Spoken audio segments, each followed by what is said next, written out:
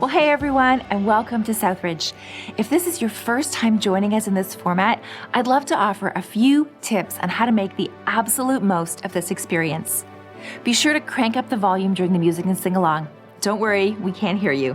If you're a musician, download the music charts below the video, grab your instrument and play along. For any kids who are participating with us, don't worry if you don't know the words or can't read them. Just sing, dance, or make up music of your own. We're just so happy that you're joining with us today. If English isn't your first language, or if you experience hearing challenges, I'd love to encourage you to turn on the closed captioning on this video or download the transcripts for this morning's message. And be sure to download the Southridge app. This is the best way to stay connected and informed about everything that's happening here at Southridge. It's completely free and super easy to use. But for the next hour, I want to invite you to engage with this experience just as if you were with us, surrounded by a community of diverse, curious, open-minded, and inclusive people, all desiring to tap into the power and presence of God together as we worship, pray, listen, laugh, and grow. Now, there might be some things that we do or say that really resonate with you, and that's great. And there might be some things that stretch and challenge you, and we think that's good too. Ultimately, we want to encourage you to engage openly, thoughtfully, curiously, honestly, and wholeheartedly, trusting that the God that we're here to connect with is a God who is above all else love. So as we begin our time together, wherever and whenever you are, whether this is your first time with us, whether you've been around forever, we hope that for the next hour, you feel as if you're among friends. Welcome to Southridge. We're so glad you're here.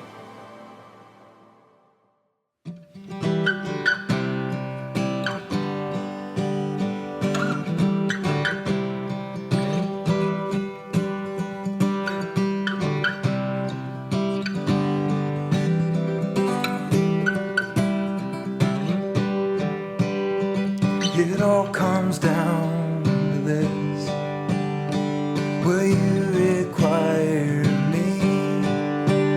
Love my neighbor and myself, and you above all things. Act justly, love mercy, walk humbly. Will you guide in all things?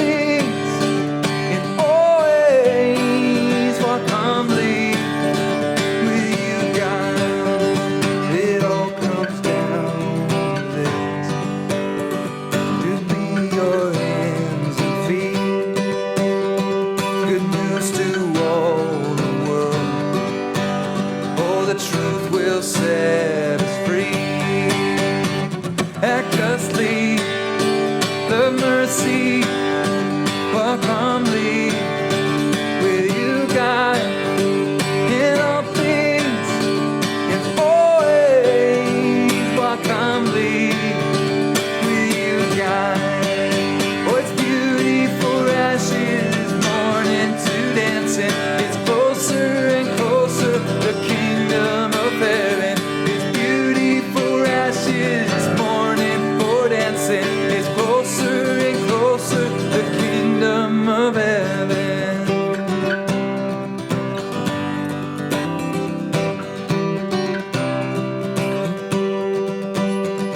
And each from now we'll see the fruit our hands have sown. Faith just like a seed, the only way it grows. Act justly, love mercy, walk humbly. Will you guide in all things and always walk humbly? Will you guide? Oh, act justly, love mercy, walk humbly. God in all things and always walk humbly. Will you guide?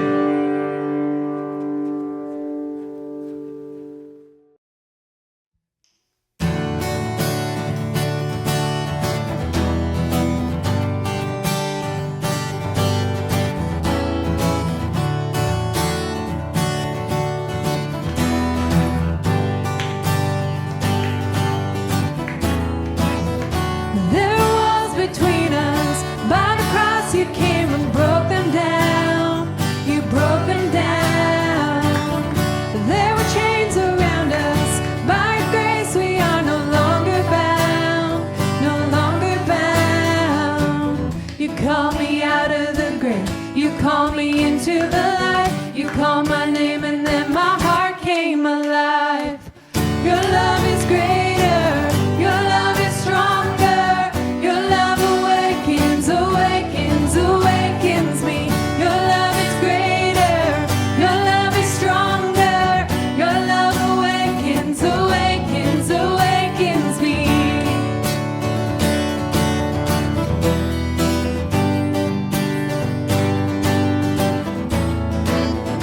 Feel the darkness shaking, all the dead are coming back to life, back to life.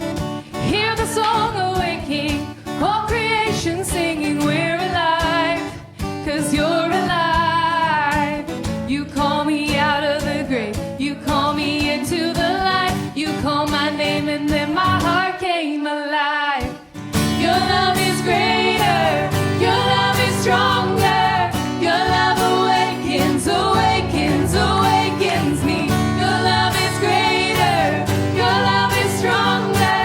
Your love awakens, awakens, awakens me. And what a love we found, death can't hold us down. We shout it out, we're alive 'cause you're alive. And what a love we found, death can't hold us down. We shout it out, we're alive 'cause you're alive. And what a love we found, death can't hold us down. We shout it out, we're alive 'cause you're alive.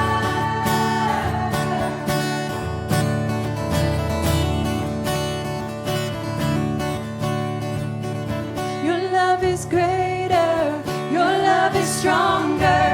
Your love awakens, awakens, awakens me. Your love is greater, your love is stronger. Your love awakens, awakens, awakens me. Your love is greater, your love is stronger. Your love awakens, awakens, awakens me.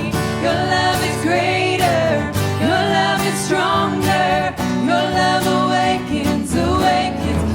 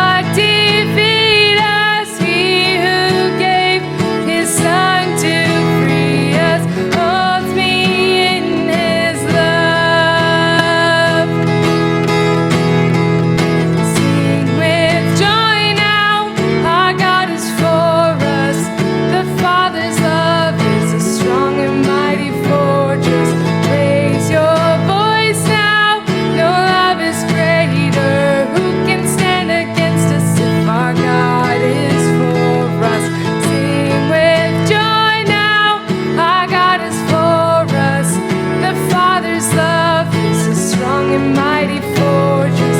Raise your voice now. No love is greater. Who can stand against us if our God is for us?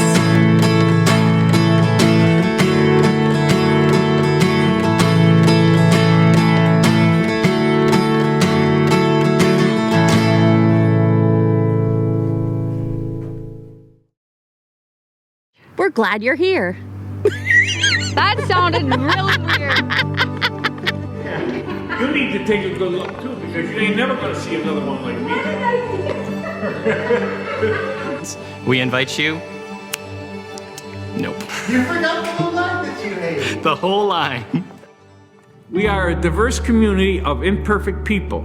who see the church as less of something to go to and more of a life to be lived and shared with others. We are continually growing in what it means to love one another, fighting for unity rather than fighting over unnecessary arguments. We are living to serve this world in the way of Jesus, serving those in need and those on the margins, knowing that friendship truly makes the difference.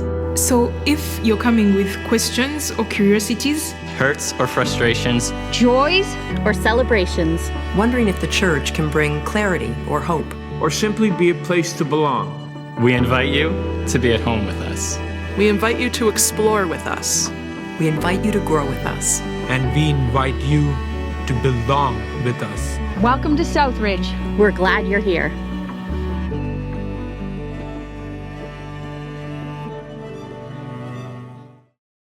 Well, hey there, my name is Jeff Martins, and I serve as the Connection Pastor here at Southridge. And we're so glad you're participating with us, and we hope this has already been a meaningful time and experience for you. I'm here in our St. Catherine's Auditorium space, and if you've never joined us for one of our in-person gatherings at one of our physical Southridge locations, we'd love to have you consider joining us in person when you feel ready and able. Well, we're so grateful to have this online platform to share in this experience from wherever and whenever we find ourselves. We love it even more when we can gather together as a community. And if you do come out and join us, please come say hi to me or one of our staff or many welcoming volunteers, as we'd love to get a small gift into your hands, just as a way of showing our appreciation for taking your time to come and be with us and join us in person. And as even more incentive, we actually have monthly welcome lunches for anyone who's looking to learn more about our community and wanting to connect with some folks over some delicious food. You can check out our events page on our website to see when an upcoming welcome lunch is happening, and we would love to meet you there. If for whatever reason you're not able to or not comfortable with joining us in person, please know that doesn't in any way exclude you from participating in the life of our community. And if you need to touch base with a pastor for any reason, please simply fill out one of our Connect cards, and we can't wait to hear from you. Now, for those of us who call this community home, one of the ways we practice togetherness and express our gratitude to God and generosity to others is by regular financial contributions. This is one of the ways we can invest our lives in what God is doing in and through our church family, making a difference by meeting needs among us, across our region, and even around the world. All of our online giving options are available on our website, so if you're able to give this week, we invite you to do so in a spirit of joy and generosity, and we thank you in advance for your faithfulness. Well, that's it for me. Now we're going to hear this week's talk together. And as we do, I invite you to remove as many distractions as possible and really lean in and listen into what God might want to be saying to you uniquely.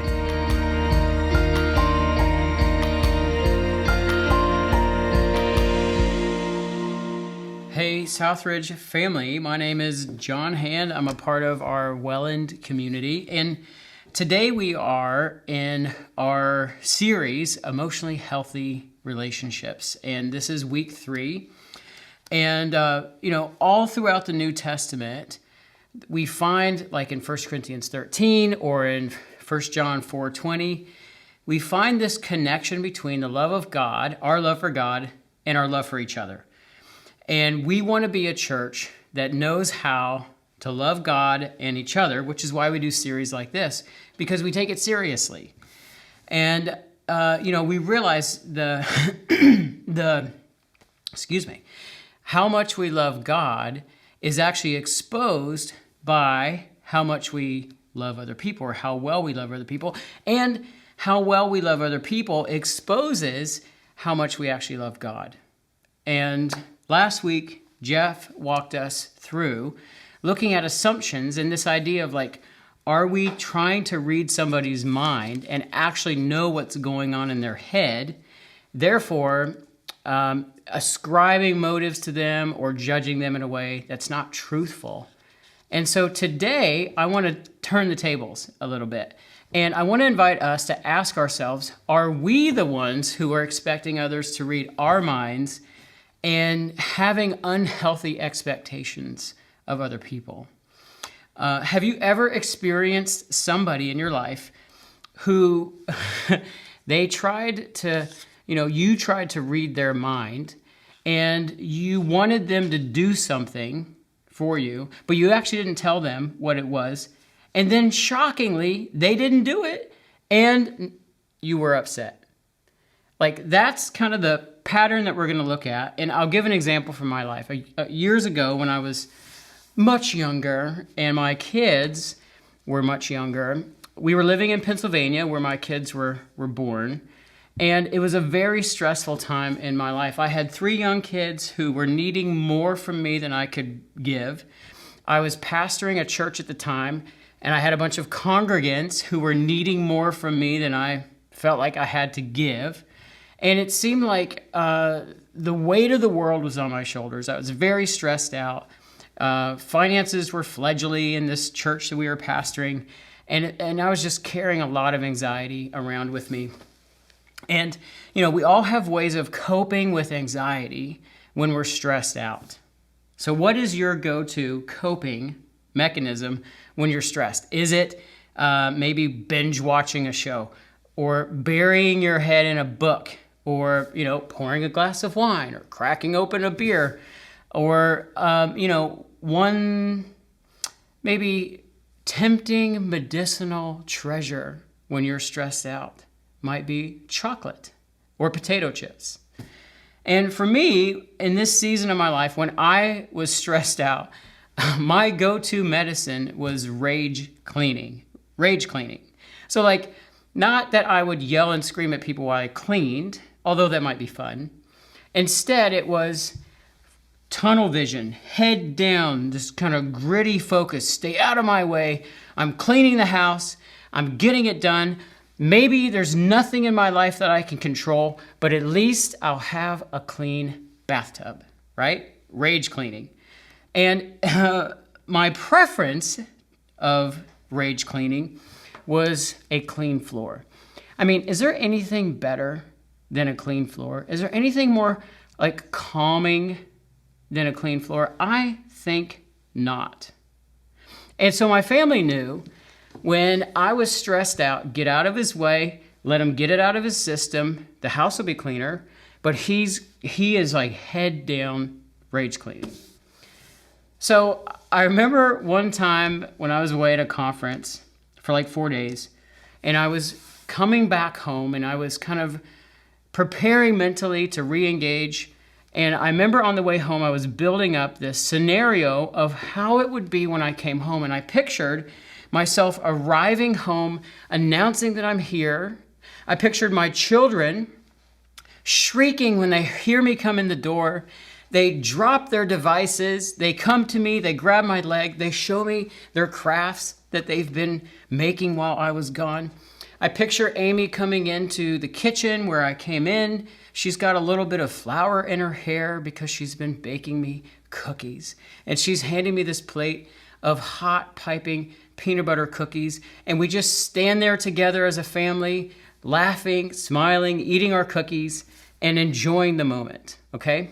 So this is the buildup.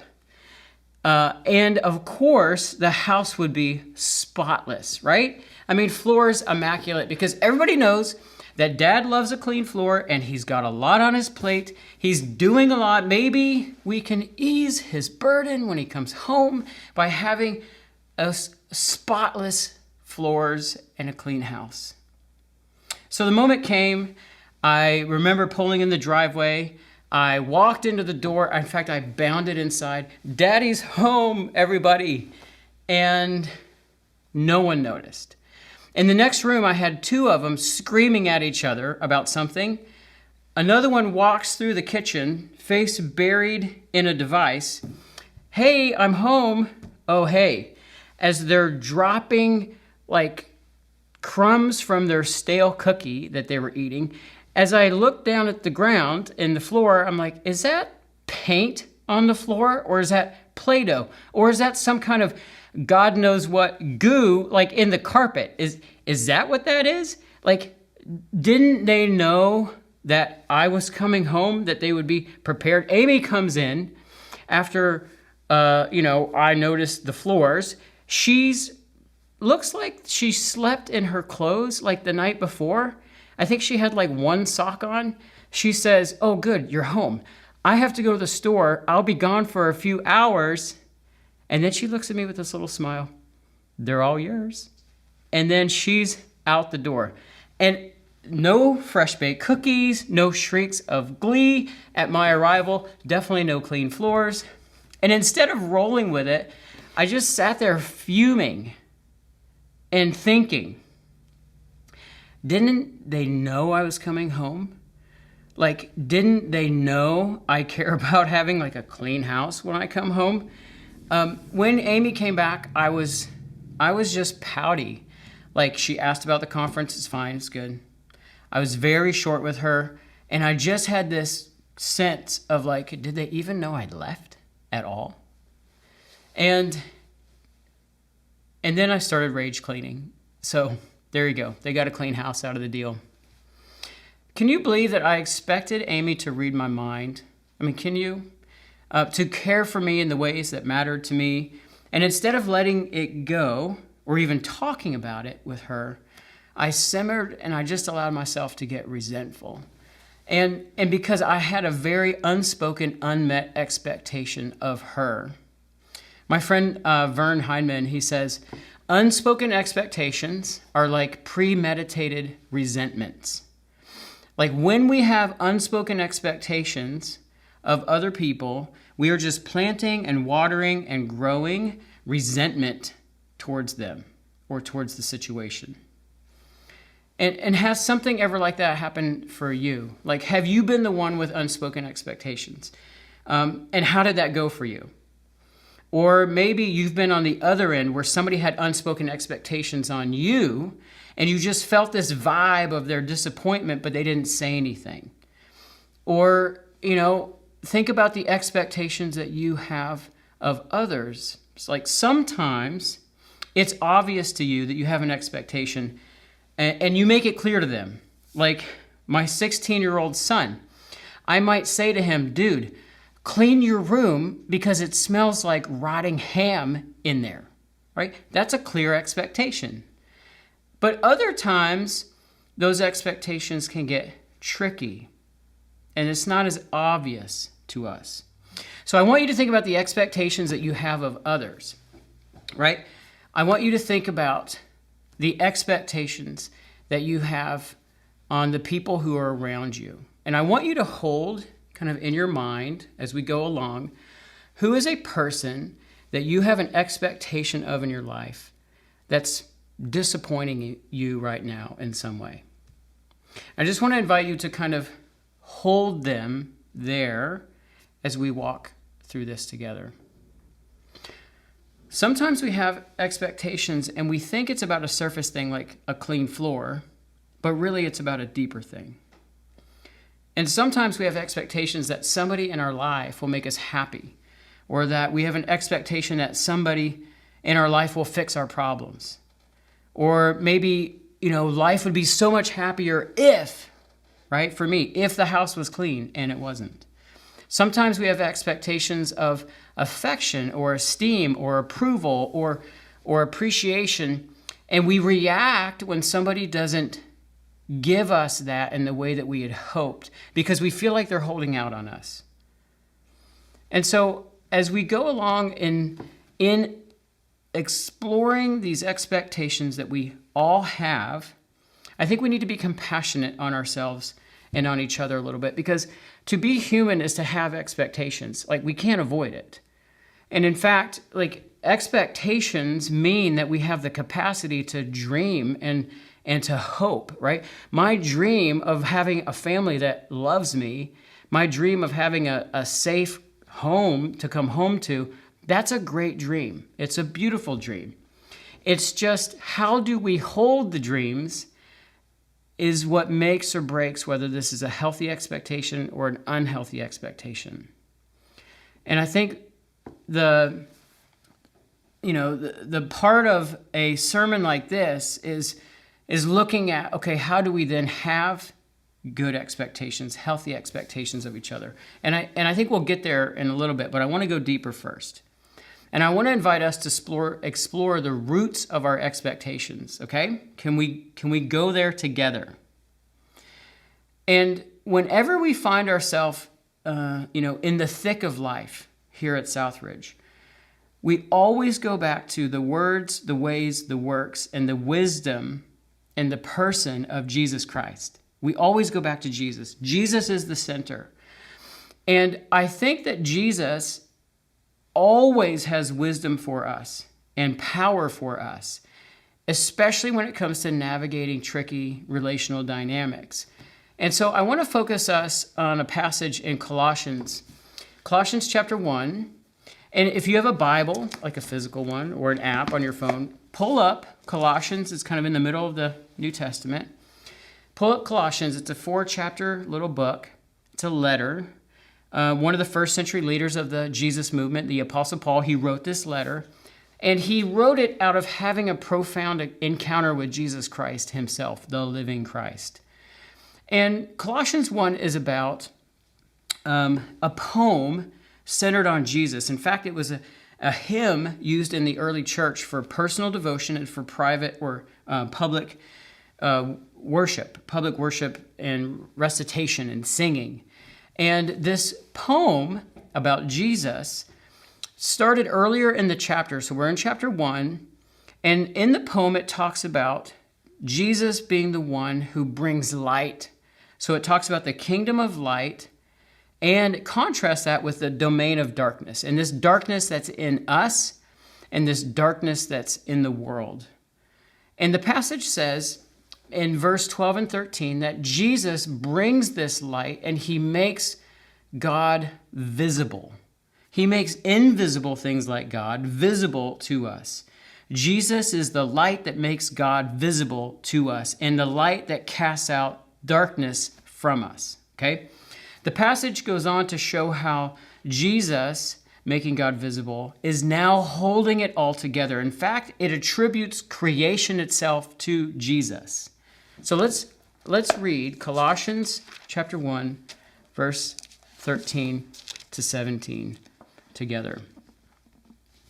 If I could turn there, that would help. So Colossians 1, the Son is the image of the invisible God, the firstborn over all creation, the Son being Jesus. For in him all things were created, things in heaven, on earth, visible and invisible, whether thrones or powers or rulers or authorities. All things have been created through him and for him. He is before all things, and in him all things hold together. I love that term, hold together. He's holding it together for us and with us. This passage implies that Jesus is why you exist. You were made from Christ, you were made for Christ, and you find your ultimate existence and life in Christ. Your life doesn't fully make sense and has less meaning without Jesus, right? This is a bold Jesus claim that's being made here. So Jesus is the light that reveals God to us. He's the source, he's the sustainer, and he's the one who's holding it together. Jesus is the source that holds your life together. Can I get an amen? Okay, good. Kind of. You could do better next time. So I went canoe camping this last week with a bunch of guys at a place called McCrae Lake, kind of an hour north of Barrie. And we paddled out onto the lake, and my paddle at one point hit the side of my canoe and made this echo. And I realized there was an outcropping of rocks in front of me, like on 3 sides. And so, being the mature person that I am, when I heard this echo, I started instantly like yelling my name, making squawks and different noises to hear the echo come back to me. And then it just kind of took off. Others around me were like making squawks and making sounds. And we had this flotilla of canoes with men and their sons making these kind of squawky sounds. And I realized as we're making this sounds, and the echo is bouncing off of one side and it's coming back the other side. So it's starting here, but it's ending here. And in the middle is a campsite that I didn't see. So you can picture these people at their campsite with this flotilla of men squawking and yelling. We might as well just blown a horn and announced the Viking hordes were here at McRae Lake to like pillage and plunder. But we didn't pillage and plunder. But we did hear this echo all over the place. And it was fun. And I think the interesting thing about this is that there's a confusion that our brain had to make sense of, because we would start with our voice here, but our voice would come back to us over here. And this is what I think happens to us. This poem about Jesus is that he is the source of life. He illuminates. He is true and real. He shows us what real life is, and then he holds us together. But in our humanity, we get confused, and we think that others in our life are the source of our happiness. We think others in our life are the source of our security, or we think others in our life are the source of our peace, and they're not. They're not. Jesus is the source. And because we have these expectations at times of other people, we think that they could be the source that hold us together. So if they would just show us the affection, if they would just like meet us where we are, if they would just do for us what we hope they would do, then that would hold us together. And we think that they're the source, but they're not, right? They can't meet our expectations when we think they are the source. They're not. They're just the echo of the source. So I'm not trying to dramatize it really, but when you think about it, the moment I came home in that scenario, I'm stressed out and I'm anxious. And I walk in the door and I place my hope for happiness, peace, affirmation. I place it on Amy and the kids. And guess what? They didn't deliver. I'm not blaming them. I didn't tell them. I didn't prepare them with my expectations. But we didn't agree that there would be clean floors, that there would be cookies delivered or shrieks of joy. We didn't agree upon that. But I got confused. I thought they could do that for me, right? I thought they could be that for me. That they could be the source in that moment of my peace, be the source of my affirmation and my happiness. And they can't, because they're not the source. So according to the Jesus poem here, the most reliable source of life, peace, joy, happiness is Christ. He's the one holding you together. And I was hoping my family would hold me together. But it's Jesus who holds me together.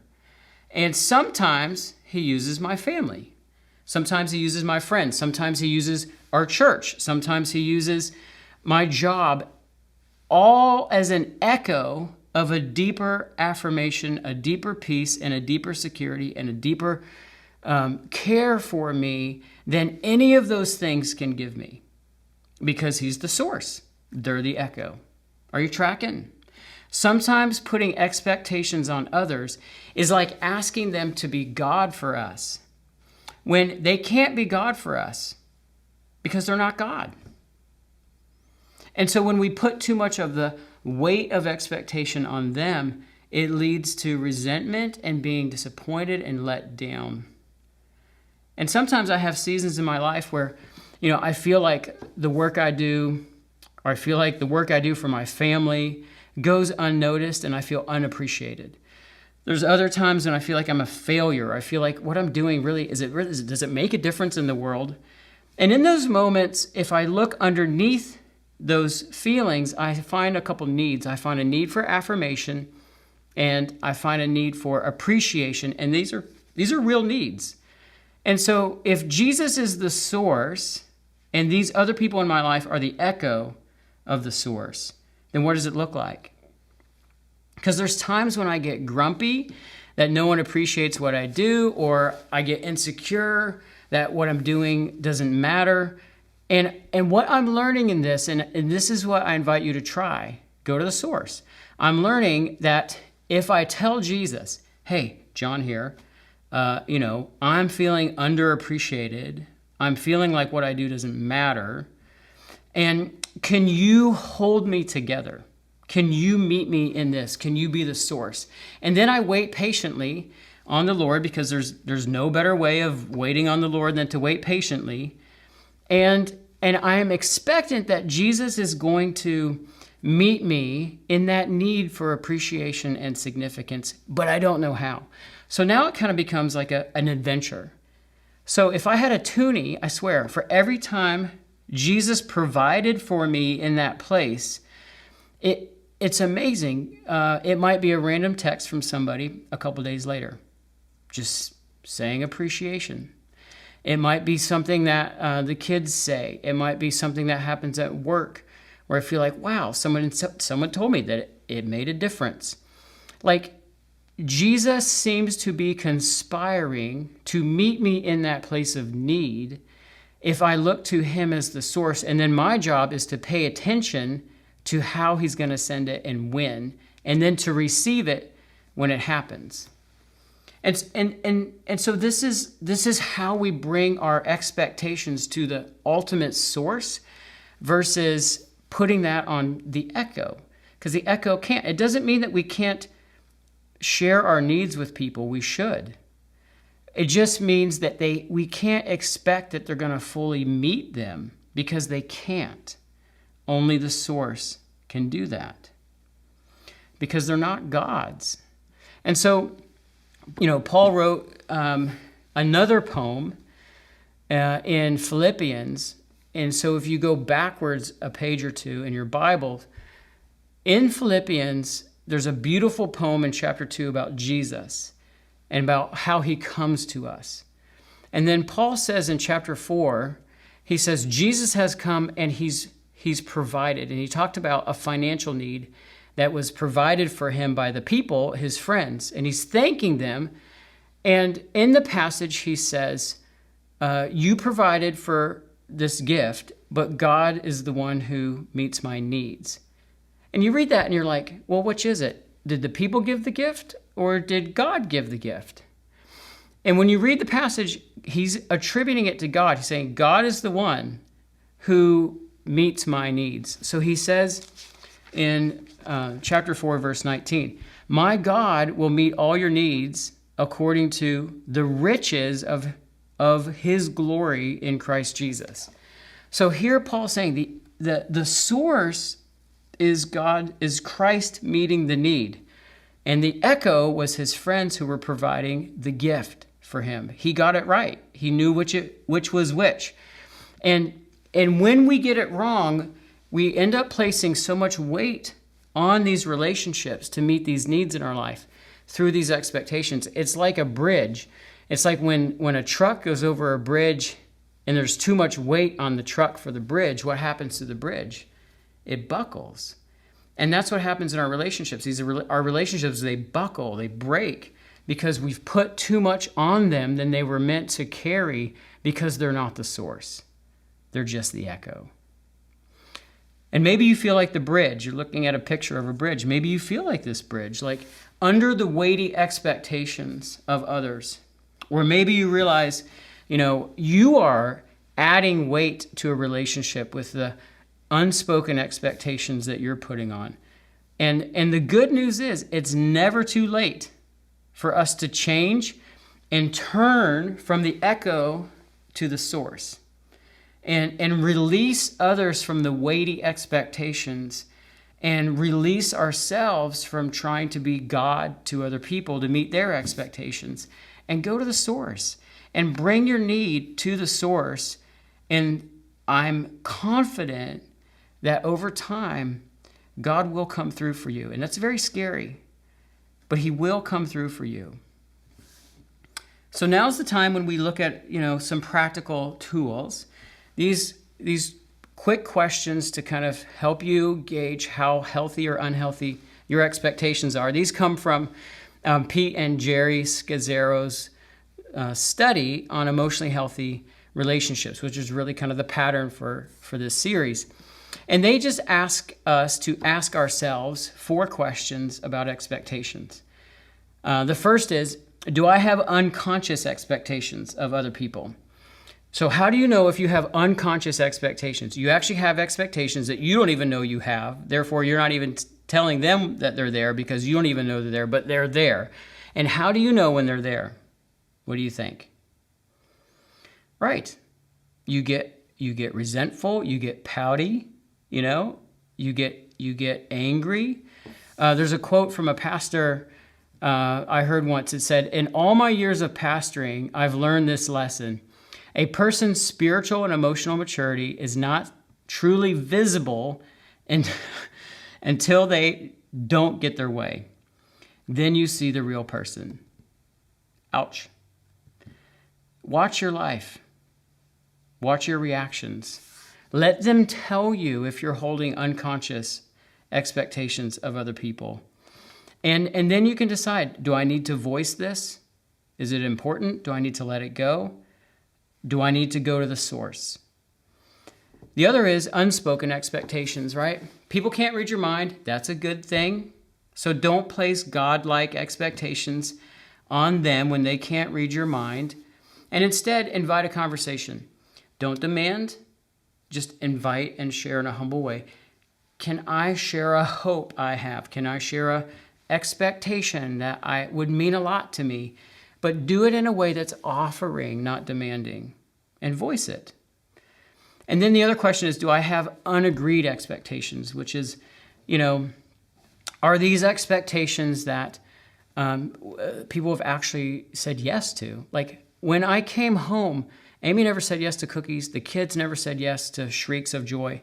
Like they never said yes to a clean house and immaculate floors. They never said yes to that. And so it was not fair of me to have that expectation that was unagreed.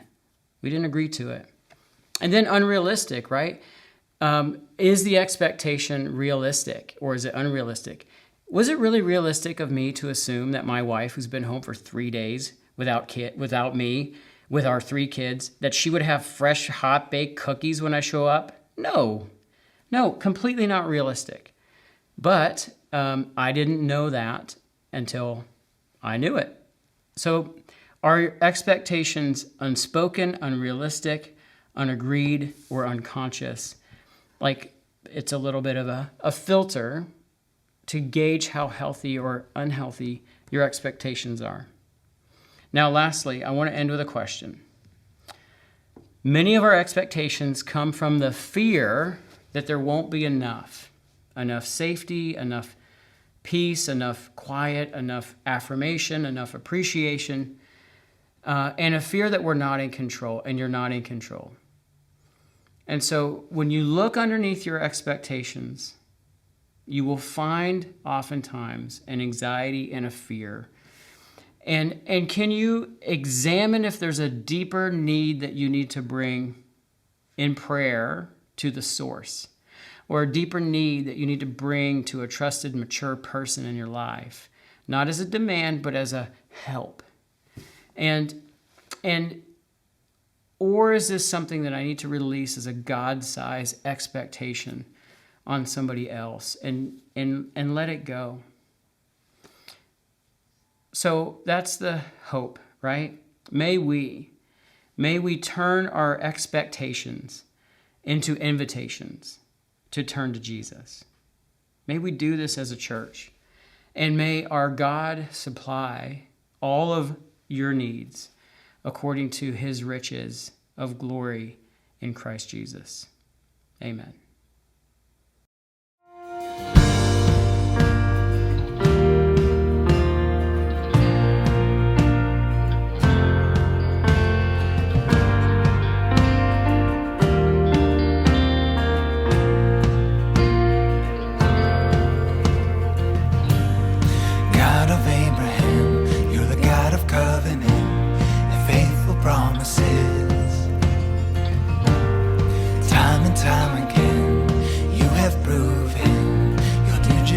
you say, though the storms may come and the winds may blow, I'll remain steadfast and let my heart learn when you speak a word, it will come to pass. Great is your faithfulness to me. Great is your faithfulness to me. From the rising sun to the setting sun, I'll praise your name. Great is your faithfulness to me. Yeah.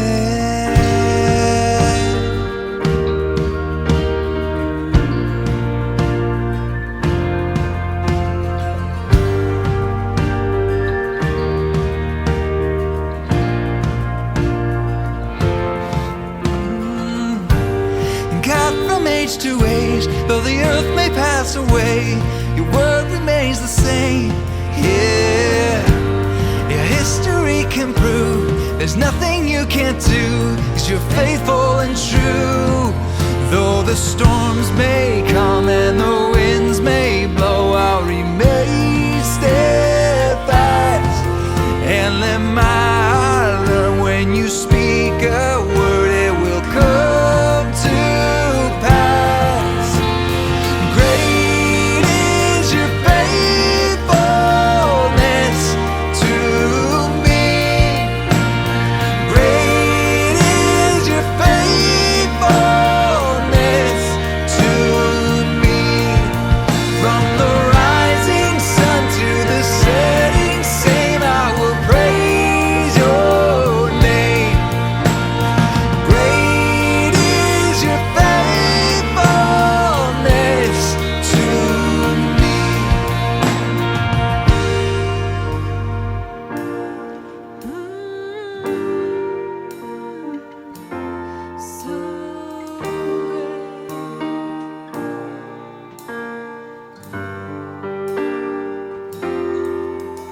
I put my faith in Jesus, my anchor to the ground, my hope and firm foundation. He'll never let me down. I put my faith in Jesus, my anchor to the ground, my hope and firm foundation. He'll never let me down. I put my faith in Jesus, my anchor to the ground, my hope and firm foundation. He'll never let me down. He'll never let me down. Great is your faithfulness to me. Great is your faithfulness to me. From the rising sun to the setting sun, I will praise your name. Great is your faithfulness to me.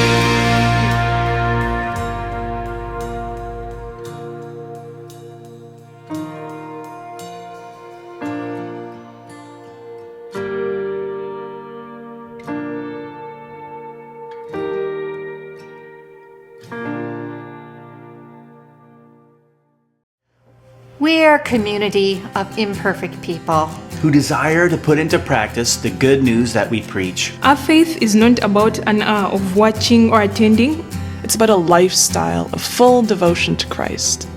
not just as something to believe, but someone to follow. We don't want to talk a good game on Sunday, only to remain unaffected or ineffective the rest of the week. So while we gather each week to sing, pray, listen, and learn, we know that an hour a week will never produce the life change that we so desperately need. It requires a daily investment of time and training. It takes practice. And practice. And more practice. And when we mess up, we forgive ourselves and each other. Then help each other get up and keep practicing. As we go now into the rest of our week, may we not just be hearers of the word, but doers also. May the Spirit of God fill us and make us kind and compassionate, honest and humble, generous and hospitable, those who repay evil with good, respond to injustice with action, overcoming despair with hope. Let us be known not by what we're against, but by what and who we are for. And most of all, let us love one another, because God is love. It's been good to be together, but now it's time for us to go. In the name of the Father, who loves us unconditionally. In the name of the Son, who restores our true humanity. And in the name of the Spirit, who empowers us to live life to the full. Amen. Well, thanks everyone for joining us today. We hope that you felt inspired and challenged by our time together. Now, we know that for what we've heard today to really become reality in our daily lives, it's going to take more than this 1 hour a week we spend together.